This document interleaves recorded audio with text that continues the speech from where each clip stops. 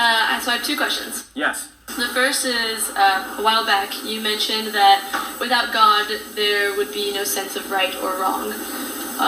There might be a sense of right and wrong, but there'd be no objective right or wrong. Okay, so what do you have to say about the notion of God's arbitrarity? For example, if God tomorrow, if we had some kind of miracle, and God said, murder is, I love murder, murder is good. Yeah. Would you be a murderer? Excellent question. In fact, this is sometimes called the Euthyphro dilemma. Have you heard of this? You have?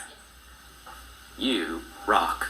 Okay, because many people haven't heard of the Euthyphro dilemma. The Euthyphro dilemma is in a Plato dialogue where there's this character Euthyphro, and the question is asked, does God do it because... Just pleasing to God, or is it pleasing to God because it is good? That's right. That's right. And it's supposed to be a dilemma. You know, when God does it, is it good? Or does God have to look to a standard beyond himself and say, oh, that's good, that's what I'm going to do? God is a standard. In one, if God has to look up, it makes God not God. There's some standard beyond him, so you don't need God, right? Or in the second, God's arbitrary. As you said tomorrow, he says murder's fine. Okay, it's fine. And this is supposed to be a dilemma, but it's not really a dilemma. Why? Because a true dilemma is A or non-A, right? In this, you have option A, option B, maybe there's an option C. There is. What's the third option? God doesn't look to a standard beyond him. If he has to look to a standard beyond him, he's not God. That's God. God isn't arbitrary. He just doesn't make things up. The third standard is, or the third option is, God is the standard. God is the standard of good. The buck has to stop somewhere. It stops with God's nature. He doesn't look beyond him. Good. He doesn't invent things. He is the standard. So there's no way God could ever command that now murder is good. He is the standard of good. Does that make sense? Can you explain some more? Well, what more context do you want? God is the standard of good.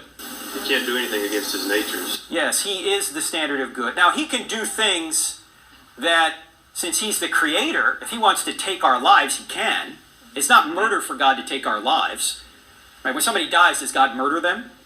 No. In fact, people never really die if you think about it. If the Christian worldview is true, people don't die, they just change location.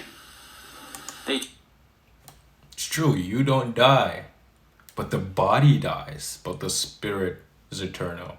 But you may die and stuck in hell if you're living in hell on earth, because you're in hell on earth. But you can also be in heaven on earth. But it depends on you. Change from here to the eternal state. And God can take people from here to the eternal state anytime. 2 years old, 82 years old, it's up to him. That's when you talk about all the Canaanites in the Old Testament and all that. God can move people from this life to next life anytime he wants. Right, I'm not really concerned with that. Just let's say, for example, if God said tomorrow that rape would be okay. But he wouldn't, because he is the standard of good. But how would you know that he wouldn't? Because just because you claim that he's the standard doesn't necessarily mean that he still can't be arbitrary. Because if all the good and bad things had to be created at one point, that means that they essentially could change if he so choose. God doesn't create good and bad. He is goodness. And any deviation from his nature is what we call evil.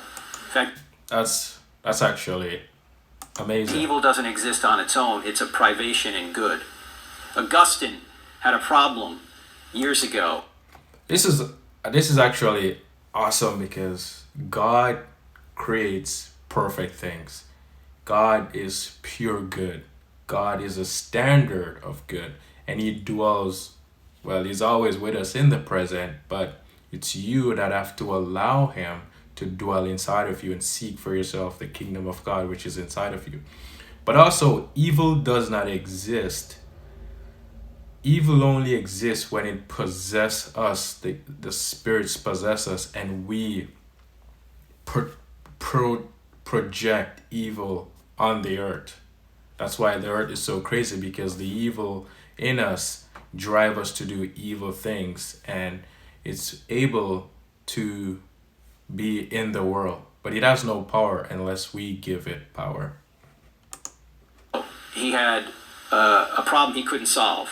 And the problem went this way. God created all things, evil's a thing, therefore God created evil.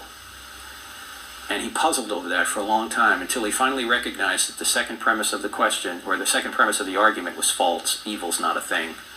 Evil is a lack in a good thing. Evil is like rust in a car. If you take all the rust out of the car, you got a better car. If you take all the car out of the rust, you got nothing.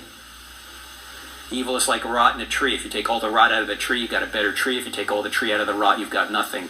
A totally moth-eaten garment is a hanger. It doesn't exist. So evil doesn't exist on its own. It only exists as a lack in a good thing, which is why Satan metaphysically is good. He has good qualities. He has mind, emotion, and will. He has power, that's good, but he uses it for evil purposes. So God isn't arbitrary. He is the very standard which helps us understand what arbitrary is. You see, if there wasn't an immovable standard, we wouldn't even know what arbitrary was. We wouldn't even know what random was. Because random or arbitrary only makes sense against a backdrop of stability. Amazing video, good breakdown. Amazing. But let me know what you think of this video. Let me know in the comment section.